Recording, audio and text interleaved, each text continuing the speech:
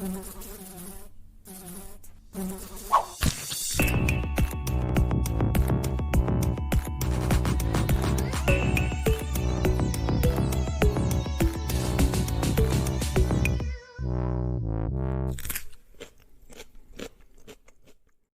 everyone. Welcome to Trust Bites. I'm Dr. Darin Detwiler, and Trust Bites is brought to you by My Trusted Source, your digital solution for validation in our global supply chain.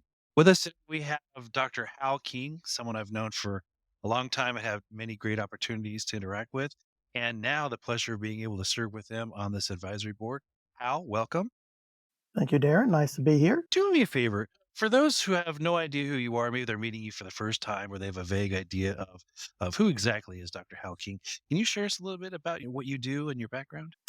Yes, at a very high level. Right now, I lead an advisory services firm called Active Food Safety, and we work with companies like My Food Source and other vendors. We work with all the major brands in food service. Our primary mission is to help these businesses develop programs to stop foodborne illnesses.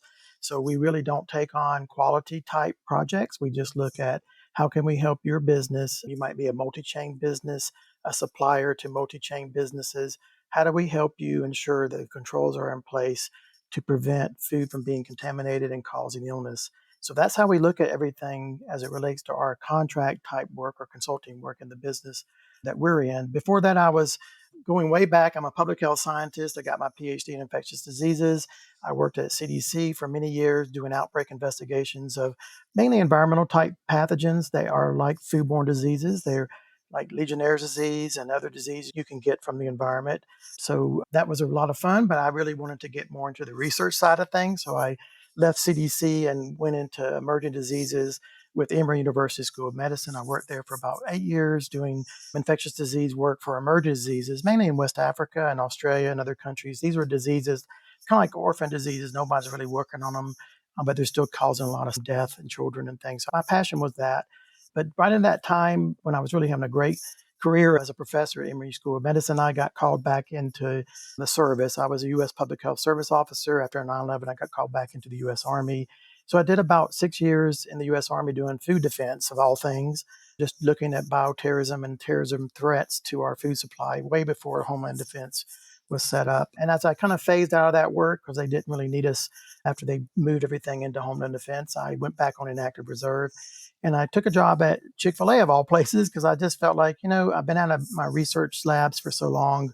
I'd like to just go somewhere and apply the things I know in public health to food safety. And so I went to Chick-fil-A for about 11 years. I got the opportunity to apply public health principles into the management of food safety, from helping our suppliers ensure they were following processes and procedures according to specs to prevent anything from bones in food to pathogens in food. And then also, I really love the aspect of working at restaurants because, at the time, restaurants were really kind of relying on a health inspection, and that's not really enough to ensure safety of food. We all know that. I know you know that, Darren. And so I really loved working out new ways and new systems to develop at Chick-fil-A to prevent, cross contamination and the proper hand hygiene, those type of things. But even redesigning restaurants and facilities to prevent issues with raw handling of foods and things like that. So as I got through that, long story short, decided to go back into public health and leave Chick-fil-A. I wrote a book at the time to kind of share with the industry what I'd learned. I felt like I needed to share what I learned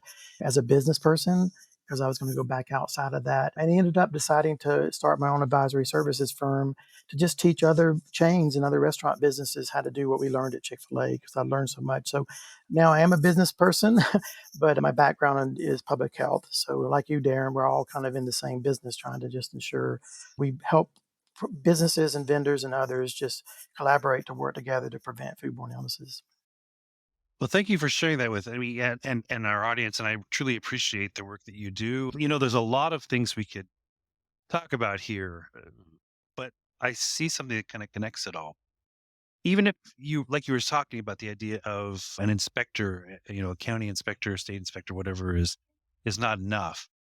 We have to look at the things that we do internally as well as part of the bigger package of efforts that are put into building trust, Mm-hmm. essentially trust and Trust in what we do, trust in the labels, trust in the processes, trust in the partnerships, all these different things. So I'd like to focus on that word trust and just ask you a very simple question. Obviously, within this context, Mhm. what does trust mean to you? You know, trust means that to me, that whatever you're doing yourself, that you have integrity and you also have credibility. As a person receiving what I might tell them to do or help them do or whatever, they have to actually understand and see that integrity and witness and experience that credibility. And so, a really great example of trust in a restaurant. We talk about food safety culture all the time from a corporation and down to the restaurant. Do we actually feel and see culture of food safety in an employee that just took my order or just dropped a load of fries or whatever you're doing back of house?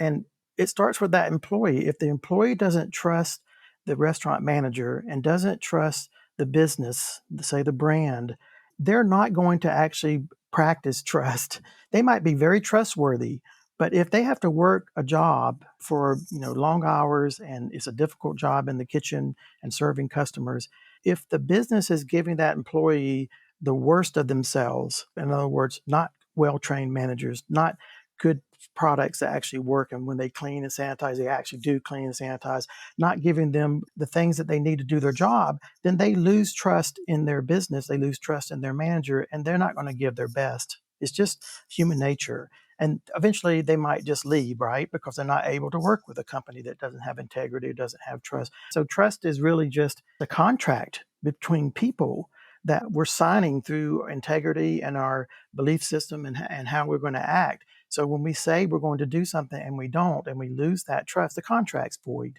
And so you get what you pay for, right? In these type of circumstances, and you could apply it all the way up to suppliers, right? If you don't have the same level of standards and expectations for everybody, but some people get different ones because of whatever reason, then you lose that integrity, you lose that trust. So, Darren, trust to me really is a contract between two people, two businesses, different entities, a customer and the buyer or seller. It really is a contract. And when we sign contracts, they have to have integrity or they have no value. And so trust to me is just that when you say you're going to do something or expect you're going to do something, you actually do it. And like I said before, it goes all the way down from an employee working in a restaurant to make the food safe, following the procedures and processes, to the customer wanting to come back to eat at that restaurant because they trust that and they see that. And all the way back up to like supply chain. Do you trust your suppliers? Do you have suppliers that are demonstrating integrity through the following of specifications and food safety requirements? A few years ago, I wrote a book in collaboration with Wendy Bedell from the University of Wisconsin because it was really right after FSMA came out with the new rules for food safety plans for suppliers. And I just felt like, a lot of companies come to us and they say, we want to get started on a supply chain food safety program and management of our suppliers. What do we do first? I go, well, the first thing you need to do is make sure they're compliant to FDA requirements. FDA FSMA requirements are probably one of the best ways to start to ensure a supplier is making food safety a priority and they're actually generating evidence to show that the product was made safe, which is in the FSMA rules and requirements. Unfortunately, the FDA doesn't inspect those food plants but once every 2 years. So, in order to have trust, you can't just say, well, we know FDA might be there in a couple of years. I just need to see the evidence of this now. But there's a tool and a system out there already that you could use to just go use that as your foundation when you're starting to go see if your suppliers have integrity and you can trust them. So to me, the importance of all this is that evidence that you're complying to the contract. I'm really glad you mentioned that idea of, people want to see evidence of this now in terms of trusting. I mean, after 9/11, probably one of the most obvious and visible examples is like TSA at an airport or metal detectors going into buildings. During the pandemic, we saw places that were like, we need to make sure that people don't just take our word for it that we cleaned. We need to have our clients, our customers, our consumers, whatever, see that we are cleaning this, see that we are doing that. We see a lot of that very visible element. But what if we were to flip the conversation a little bit? What happens if we lose trust within the food industry? What are some examples of losing trust? How can this impact businesses? How can this impact consumers? How can this impact many different stakeholders? Well, I can give you a really good example, and I'll just give it as a business to business example where lack of trust or even a small amount of loss of trust leads to loss of business. And we all know loss of business is not a good thing in our industry. When I was sitting in my seat at Chick fil A and I was responsible for certifying suppliers and making sure suppliers were safe, and that's a big responsibility because you don't know what they're doing, how they're doing it. You ask them to follow a specification, for example, testing for allergen on equipment before they run your product so that you have less likelihood of having your product get contaminated with allergens that they might be using in their processing plant. And when you go check, you can't check every single day, every single lot, but when you do surveillance checking and you find out they're not doing that, how do you think me as a buyer responsible for telling a big restaurant business whether to do business with this supplier is going to react? Well, with integrity and trust, I'm going to say we can't do business with them because they didn't demonstrate, number one, that they would comply to the contract, which was us trusting them to do this and we would periodically check it. And once we find that when we just periodically check it statistically to capture, what's going on, and we find they're not doing it, that they're going to lose business, probably all the business. If they're a big supplier, maybe a large percentage of the business. So I think, business to business is really huge. Customer to business, we all know what that is. A restaurant does really bad or has poor cleaning in their dining room. It's dirty. The employees are not dressed well. They're using rags to clean tables. We start to lose, okay, the brand equity there is just, they don't care, right? So if they don't care, I'm not going, so customers will see that and observe that. So trust, they lose sales, specifically for their customers. So why, in this world of business to business with sometimes thin margins for like produce supplying to a restaurant business or chain or anything else related to the supply chain in our business, why would you want to not follow what's best in class, do the specifications, and always be found complying to them and doing them? Because you're going to lose business. And you must either be stupid or you have a lot of money to handle the things that are going to come at you. It just makes perfect sense to actually use trust and contract and get evidence of your trust to prove your business. And what comes positively out of that is more business. Because if I'm sitting in that seat and I'm going to say, yes, let's bring on this other supplier, and I've got that evidence, every time we pull product from the DCs, they're exactly the way they're supposed to be. We're going to grow our business by 300 restaurants. Who's going to get that business? They are. Okay. So it's just on the positive side, they're going to get more business by just doing that. And the same thing with sales of the customer. Customer comes in, the dining room's clean, the employees are clean, they have courtesy and the respect. The food's hot. You can tell that things are being done the right way. You can see in the back of the kitchen, I'm going to come back more often. I'm going to bring my family there more often. I'm going to grow your sales, not from you spending money to advertise and market to new customers. Me coming back more often is going to grow your sales faster and cheaper than you having to advertise for someone else to come into your restaurant. So to me, it has a huge impact. So why not start off from the very beginning and just put the foundation in trust and working with only trustworthy businesses? Sure. Well, it's so easy, I would imagine, for someone to go, okay, well, a breakdown in trust for this, that impacts, one diner's experience or whatever. But when you start looking at it in terms of, well, now you have an outbreak involving 30 people across state, 2 state lines or whatever. Or, you look at the dollar store issue we had recently, the idea of, here's a distribution center in one location impacting over 400 stores across 6 states, everything regulated, not just food, not just human food, even, but everything regulated by the FDA was recalled. All those, employees that were laid off, stores that were closed. And of course, we know that here with the dollar store issue, I wrote about how food safety should not be a premium. And we know that dollar stores and things very much like that, they're one of the largest growing sectors of food retail in the United States. We can even look at the Peanut Corporation of America and how there were so many companies. You had 3,900 different types of products that had to be recalled. And all those companies had put a lot of trust into the people at the Peanut Corporation of America to find out that they were falsifying records. But you opened talking about yourself and how you were in the military. I too was in the Navy, and I was on a nuclear submarine. I was a nuclear engineer, and the father of the nuclear Navy, Hyman Rickover, he said something about responsibility, and I think that trust is a responsibility. But he said something about responsibility many decades ago that I think is applicable today.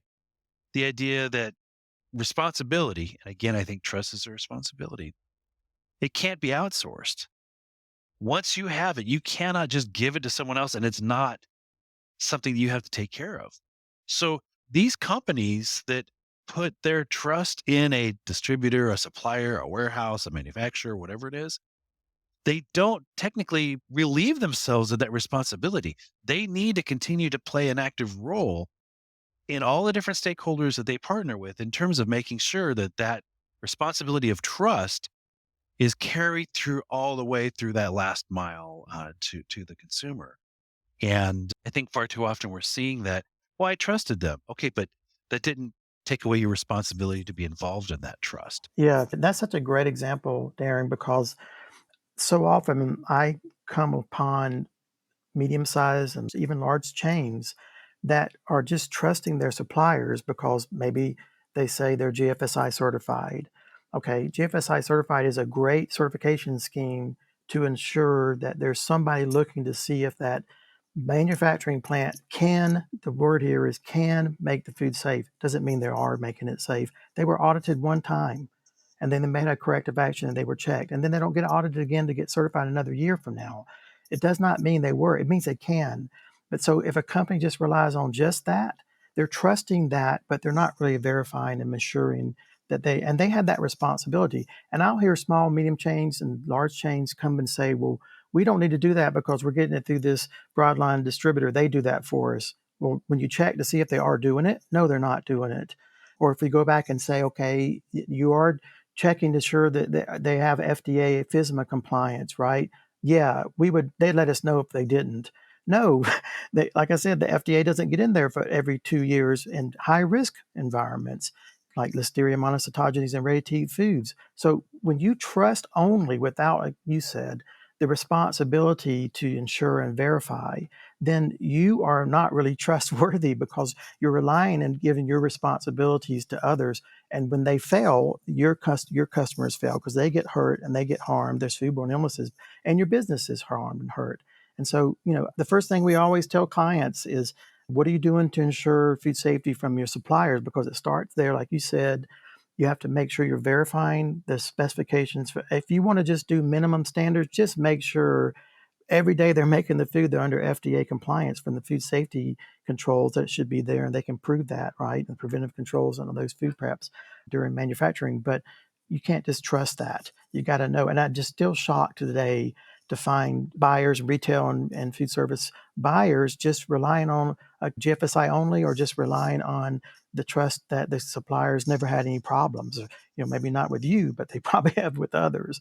And so, I think McDonald's, you know, all these chains, and I hate to call out names, but historically, a lot of companies that as they grew really pushed a lot of weight back down onto the suppliers way before FSMA was enacted to require them to show evidence of HACCP, to require them to show evidence of the things they wanted, and that was new. It came out of the early days of NASA ensuring that when we send astronauts up in space, that they only have the food that's with them in the capsule. And so we really need to make sure that it's not going to kill them, otherwise the mission's over. So, that HACCP came out of that need. We cannot just trust whoever made the food because we're going to have people eating it, in a capsule and, in space. Well, we need to have the same level of trust and responsibility for the food we serve everybody, here on Earth, not just, in the HACCP up in space. I agree with you 100%. I think it's a great example of the nuclear sub, military side of things where we don't just trust and, and make sure. I know in the military and the Army, we didn't just trust that the gun was going to shoot. You know, we made sure we went and practiced, and every time we picked it up and after we cleaned it and put it back together, it shot.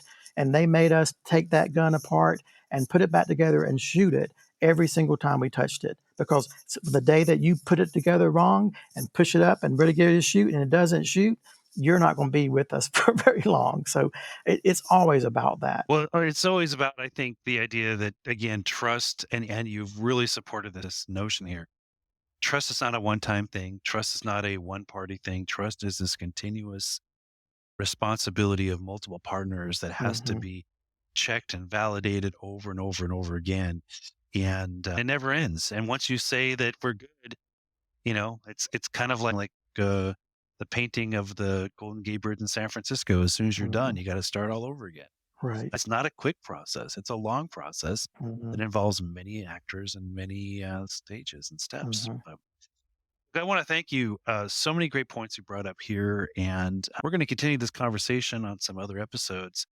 But I think it's important to make sure that people understand trust is not easy. Trust is not a one person thing. Trust is not one and done, or something to rest your laurels on some piece of paper. It is a very complicated and a lengthy process that never ends. And it's extremely important, even if your end customer just rests on assumptions. We want to make sure that we can have consumers that can feel that they can assume that we are doing what has to be done behind the scenes to maintain the trust. Hal, thank you very much for my trusted source. This has been Trust Bites. Trust bites